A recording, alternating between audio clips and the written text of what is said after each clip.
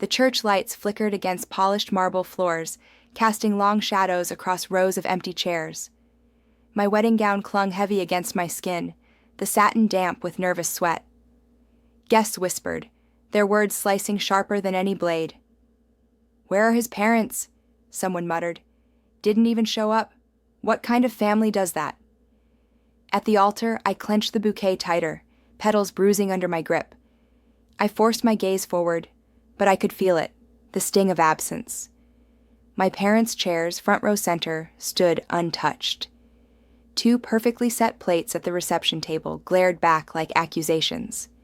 And then, like a cruel echo, I remembered their last words. "We won't waste our time on a trivial event for someone at the bottom." Their smugness still rang in my ears, as if they believed this moment would break me completely.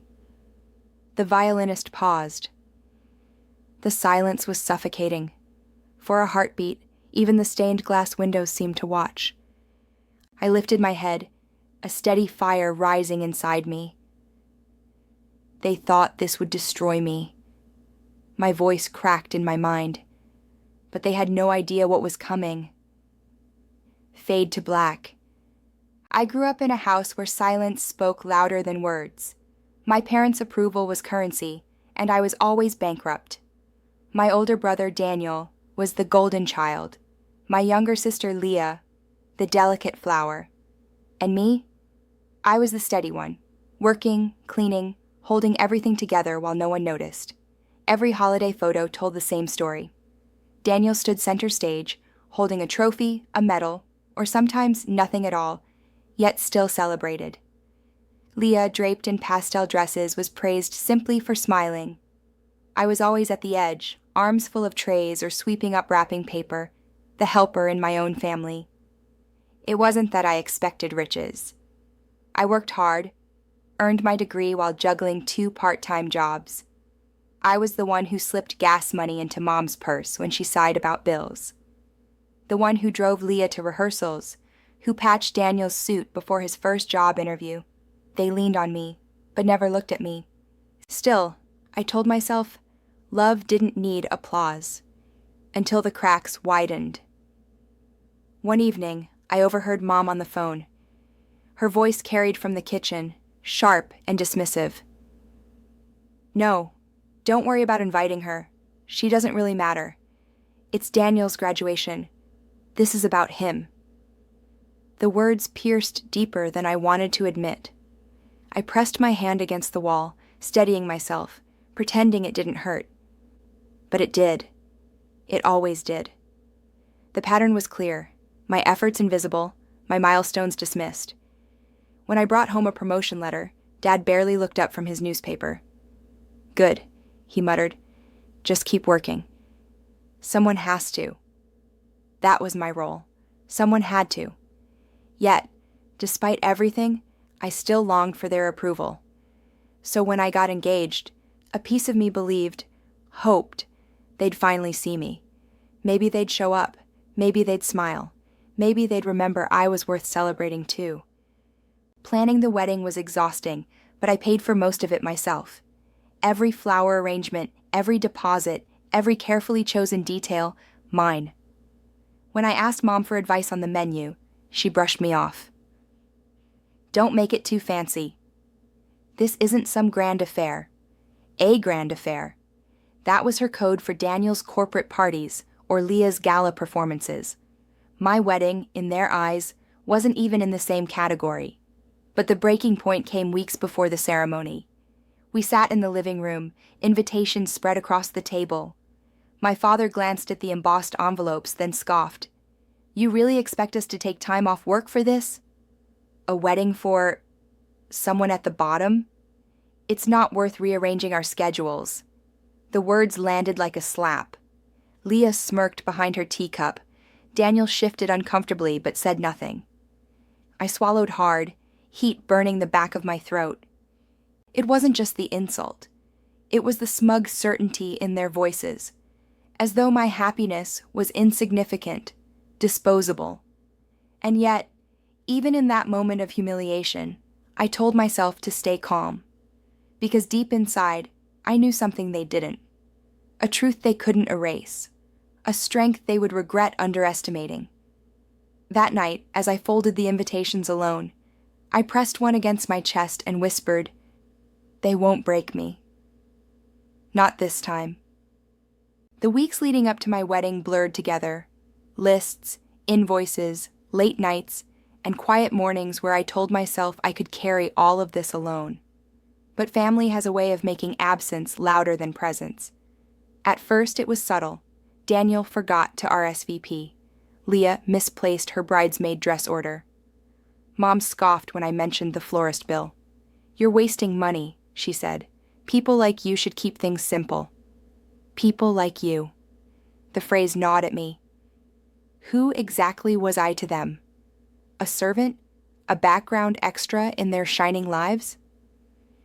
Then came the whispers. A cousin called me hesitant.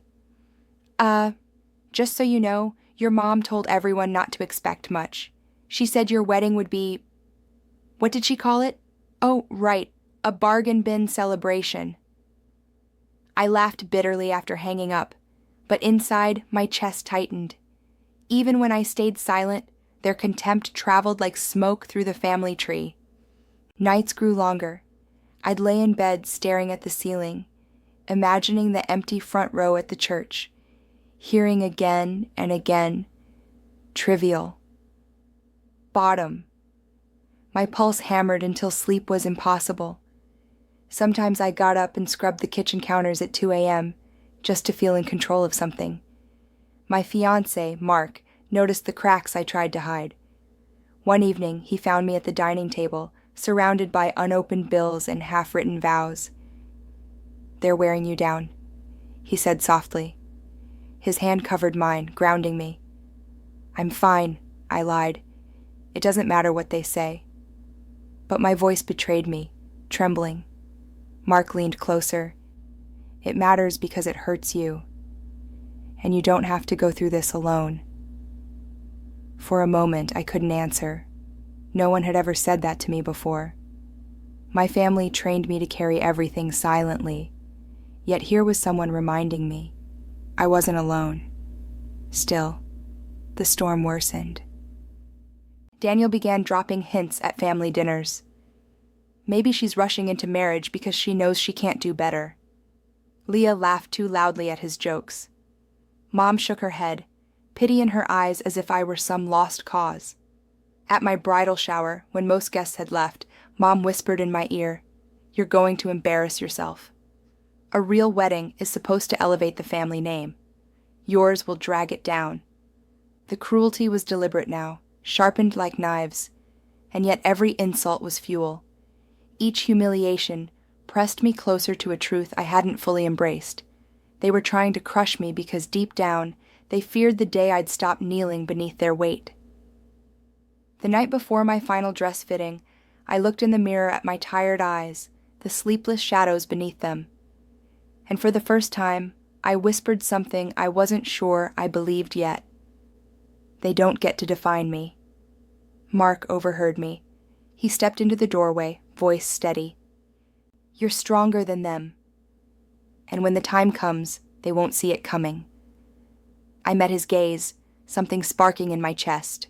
Hope, anger, maybe both, because that was the first time someone reminded me. I wasn't alone. 2 weeks before the wedding, my parents made their move. It began with a letter from the venue, stiff, cold, and merciless. "We regret to inform you that your reservation is under review due to financial concerns raised by a third party." My hands trembled as I read it. Financial concerns? I had paid every deposit myself, every receipt carefully filed. Still, panic bloomed in my chest. I didn't have to guess who was behind it. That evening, I confronted my parents. They didn't even bother to deny it. Dad leaned back in his chair, arms folded. "We told them you couldn't afford to host properly. Better they hear it now than watch you humiliate yourself." I stared at him, words caught in my throat. Mom smirked, sipping tea like she had just won a war. "This is for your own good," she added smoothly. You'll thank us one day." But beneath the smugness, I saw something else. Fear. A flicker in their eyes that told me they weren't just sabotaging me out of disdain. They were trying to maintain control. For the first time, I didn't cry. Instead, I reached into my bag and pulled out a folder thick with documents. Receipts, contracts, statements. I laid them on the table one by one, my voice steady. Paid. Paid. Paid. You can call the venue, but you'll see my name on every line. Dad's jaw tightened. Mom's smile faltered. "You think a stack of papers changes anything?" Dad snapped. "No," I said quietly. "But it proves you don't control me anymore." The silence that followed was heavy, electric. They thought I would crumble under their schemes. Instead, I stood taller than I ever had. For the first time, I saw their confidence crack. But my parents weren't done. Within days, rumors swirled again. Calls came from distant relatives. "I heard Mark's family is reconsidering. They say you can't cover the costs. Your parents are worried about you. Are you sure you should be doing this?" The manipulation was spreading like wildfire. My parents weren't trying to stop the wedding. They were trying to strip it of dignity, to leave me standing at the altar, diminished and humiliated. But what they didn't know was that Mark and I had already secured a backup plan. His uncle, a retired lawyer, had quietly stepped in after hearing our story. He reviewed every contract, every clause, making sure nothing could be taken from us. When I told my parents this, the color drained from Mom's face. "You went behind our backs?" she hissed. "No," I said calmly. "I went around your traps." That night, I lay awake replaying their shocked expressions. For once, I didn't feel small. I felt dangerous. They thought they still had control. They didn't. After the failed attempt to sabotage my venue, my parents grew bolder, more reckless, more desperate. They started calling relatives, framing themselves as victims. We tried to guide her. Mom sighed to Aunt Ruth over the phone. But she won't listen. She's stubborn, selfish, and now she's dragging our name through the mud. Those words spread like a virus. Soon I noticed the shift in tone. Some cousins stopped responding to my messages. An old family friend politely declined the wedding invitation. Even neighbors gave me curious stares, their sympathy curdled into judgment. Daniel fed the flames too. He posted a photo on social media of his new company car, captioned, "Some of us make our parents proud." Leah chimed in with her rehearsals and family dinners that, of course, didn't include me. It was a smear campaign, slow, calculated, effective. But I refused to crumble. I started documenting everything, the letters, the rumors, the dismissive comments at gatherings. I saved texts, recorded conversations, kept receipts in a folder marked truth. Every insult became evidence. Every attempt to belittle me was another nail in the coffin of their credibility. Mark helped me stay steady. "Don't react with rage," he reminded me. "React with proof. One day you'll need it." So I turned my pain into strategy. While my parents spread whispers, I built alliances. Mark's family, kind, supportive, unafraid, became my shield. His uncle, the lawyer, reviewed more than just contracts. He taught me how to stand my ground, how to document timelines, how to prepare for the day the truth would need to be spoken aloud. Still, the pressure gnawed at me. At night, the weight of it all pressed on my chest until I could hardly breathe. I'd wake drenched in sweat, heart racing, hearing echoes of my mother's voice. Trivial. Bottom. And yet, every time I thought of quitting, calling off the wedding, giving them the satisfaction, I'd glance at the symbolic object that had followed me since childhood. A faded journal. Its cover was worn, pages smudged, filled with entries no one had ever read. It was my silent witness. I flipped through its pages now, reading words I'd written as a teenager. "One day, I'll matter. even if they never see it. That journal, once just an outlet for pain, had become something else, a record of survival, proof that I'd always been more than their dismissal. As the wedding drew closer, the tension reached a fever pitch. My parents whispered to guests that they weren't attending because they couldn't support a mistake. Leah announced she wouldn't walk as a bridesmaid after all. Daniel mocked me openly at a family gathering. Don't take it personally. Not everyone's meant to be celebrated, I smiled tightly, but inside a fire blazed, because I knew the day of reckoning was coming, and no one, not even them, could stop it. The wedding day arrived draped in quiet tension. The morning air was crisp, sunlight filtering through the stained glass windows of the chapel, painting the aisle in fractured colors. I stood in the bridal suite, veil pinned, bouquet trembling slightly in my hands. The seats filled quickly, friends, distant relatives, Mark's family, and then 2 empty chairs in the front row, reserved for my parents. Whispers rippled through the crowd. Didn't they come? Her own parents? What kind of family does that?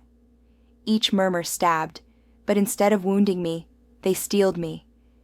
Their absence wasn't my shame. It was theirs. When the doors opened and I walked down the aisle, my steps were heavy at first, but as I neared Mark, I lifted my chin. This was my moment. Mine, not theirs.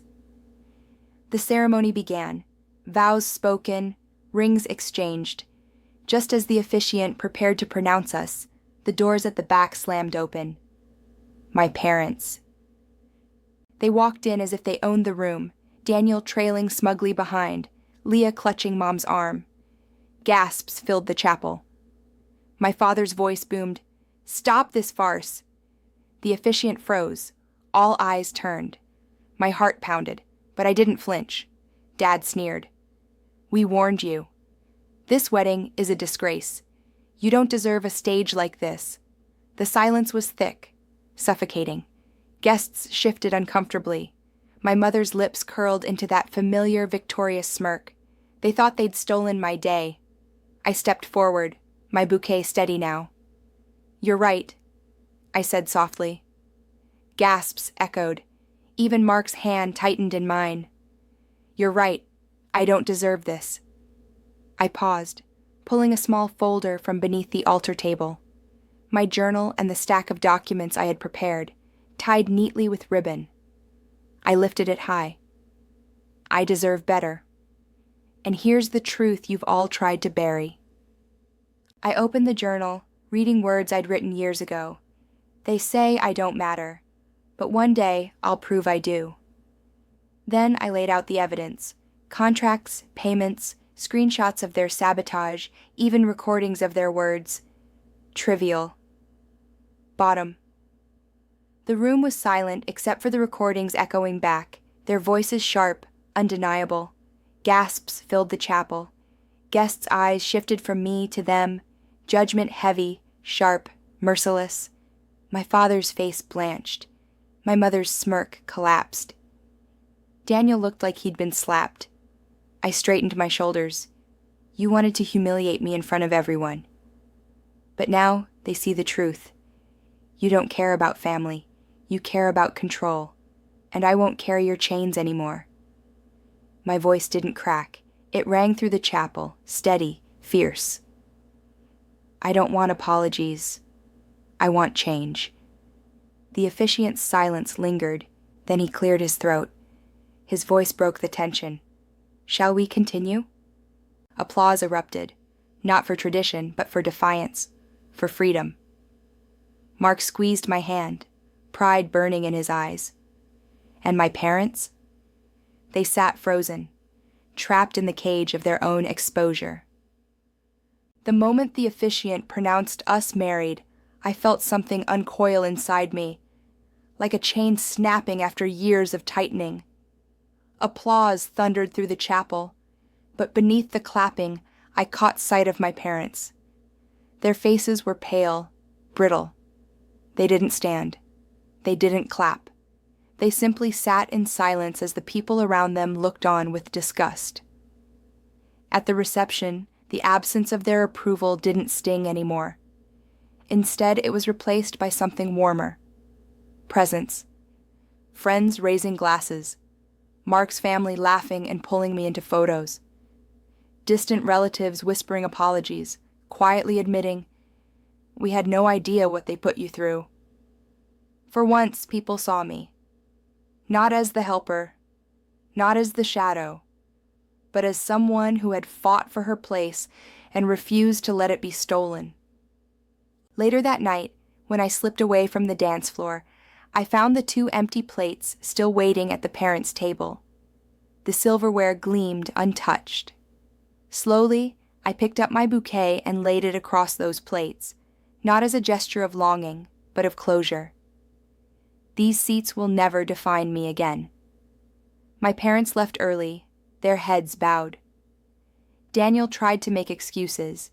Leah clung to Mom's arm, but the whispers that followed them out the door weren't sympathy. They were condemnation. Their mask had cracked beyond repair. The days after the wedding confirmed it. Relatives who once believed their lies stopped calling them. Neighbors who once judged me now avoided them.